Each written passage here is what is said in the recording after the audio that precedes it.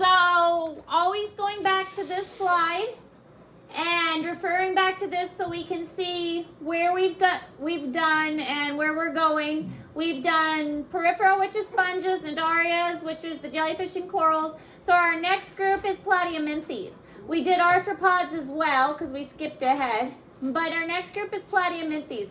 Our actual test will cover these three because these three are all worms. Platyaminthes, nematoda, annelida, these are all worms.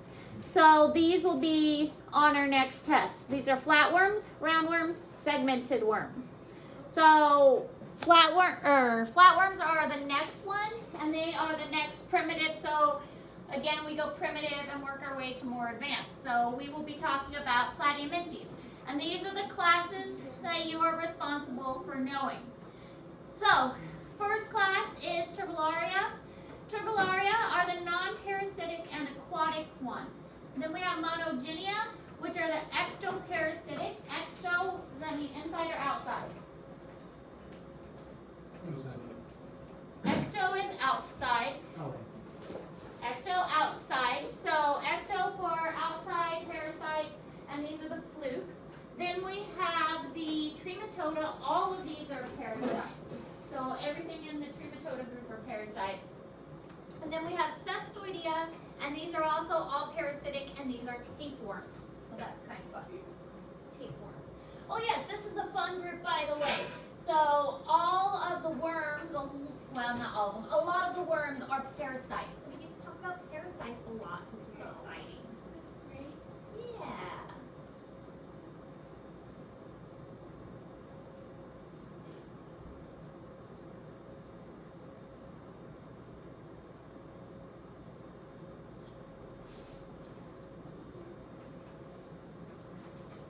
Did you hear Shameless was coming out with the 12th season? Shameless? But Frank died in the last one, so Yeah, what he is died. Shameless gonna be? Veronica's coming back. Not Veronica, Huh? Fiona? but yeah, Fiona's coming back. I know, but Frank That's it. died. There Exactly. is no Shameless with Frank. That's So what it that's is. just kind of. Frank's literally the whole show. It's about how he's a About he's a deadbeat deadbeat dad. dad, yeah. A deadbeat I dad, an guess. alcoholic, can do every drug and won't OD or die. No, It's surprising he didn't die earlier. He overdosed a couple of times. They just got brain injury. I don't know. I don't think they're going to, but if they do, I don't think it's going to be a good season. Of what? Without Frank? Without Frank, yeah. I mean, yeah, Fiona's coming back and whatnot. Okay, so here's some examples of animals that are in the platyaminthes group. We've got the planaria, and then this one is class Trematoda, and this one is Cestoidea, which is the tapeworms. So planaria is class Turbellaria, and then this is a type of fluke, which is the ectoparasite, and then the tapeworm, which is another flatworm. Now, of these, the platyaminthes, a lot of them are flukes, and Cestoidea, which is the tapeworms, there's not very many of them. So this kind of shows how the numbers work out, with a lot of them being the flukes, which are the ectoparasites. So all of this is important, so you should write all of this down. I just didn't want to put the whole slide in red. So whenever you see a red arrow, that's what it means. It's like I just didn't want to put the whole slide in red.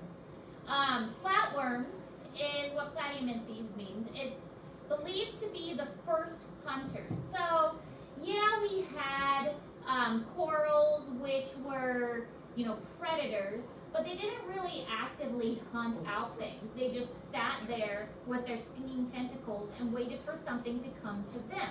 But with these flatworms, they are actively hunting out things. So they are believed to be the first hunters that go and hunt something. There are over 20,000 species, and most of them are going to be parasites. They do not have segments. We will see segments appear later on in the segmented worms, the annelids, but these ones do not have segments. They are bilaterally symmetric, and they're found in oceans and freshwaters, and some of them are on land in the bodies of other organisms. The parasitic ones obviously are going to need a host if we are in the body of another organism in order to survive.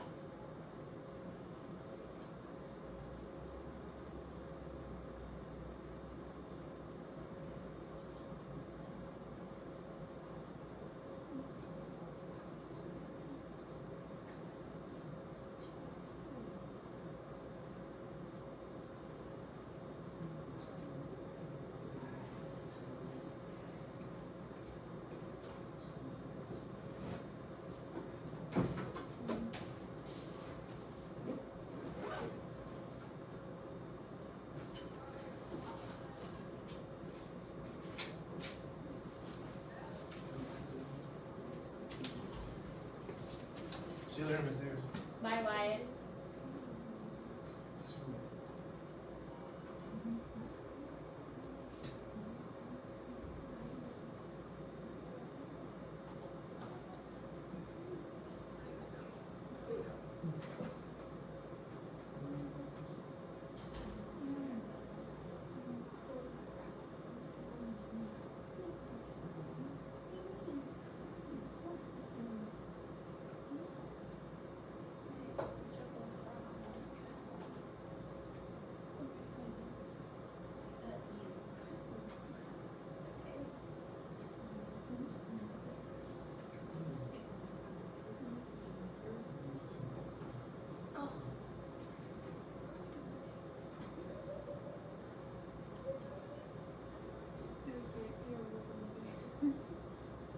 Alright, so they are also equinates, which means that they do not have a body cavity. So they're flattened, which, helps, but that means they don't really need a body cavity. They also don't have any specialized circulatory or respiratory organs. Because they don't have circulatory or respiratory organs, this means that their body is going to be more flattened, and they get their oxygen and nutrients by diffusion, which means the nutrients and things just go straight into their body. This would not be possible if their body was round. This is only possible because their body is flattened. If their body was round, it wouldn't be possible to get the nutrients into the center of their body. So this is why the strategy of having a flattened body is helpful to them. They have what's called a pharynx, which is an opening for digestion and excretion. So it's like the only way to get anything in and out of their body is this pharynx.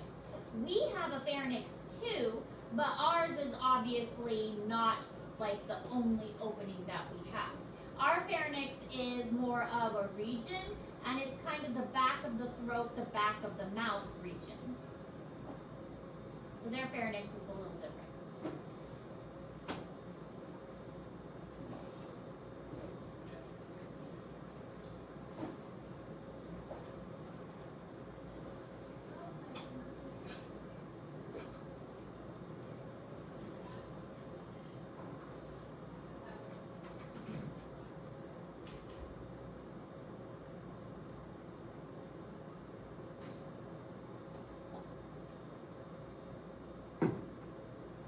The following senior boys, please report to the teacher's lounge. Lance Peterson, Tristan Pickett, Sally Robertson, Gavin Samuels, David Samuels, Toby Smith, and Austin Starbuck.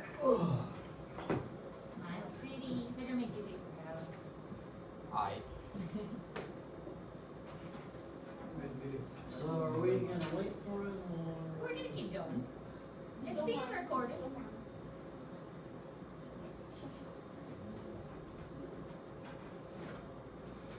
Alright, so these are the insides of what the flatworms look like. Because of the flattened body, they do have the elongated kind of no body cavity, and so the nutrients and the oxygen and the gases are just going to diffuse right across the surface of their body. This is what one looks like in the water. Yes? Is a leech considered A leech is considered, I don't know if it's considered a parasite so much as yes, a parasite, but more of a, what am I thinking? I mean, it's definitely like a hunter, but a parasite depends on its host more. And so a leech can survive without a host. So it's more of a predator, I think, than a parasite, if that makes sense. Because it doesn't, it'll like only eat and then it'll fall off. Yeah. And then a parasite really relies on the host to survive and can't survive without a host. here, you want a fudge round, bro?